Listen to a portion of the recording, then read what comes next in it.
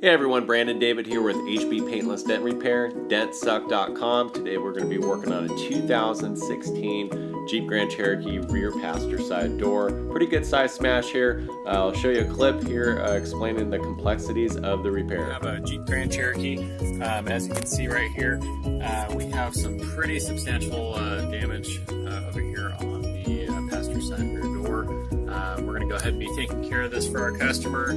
Same day service, probably going to take us about 2 hours to do this repair. We've got several smaller dents plus the larger one right here. We're going to be getting out. This part right here will come out fairly easy, and then we basically have to restretch the metal on the smaller ones there. The bigger dents, sometimes they pop out, and in the story, a lot of times though we have to, there's more dents, more repairs that we have to do once we get the larger damage out.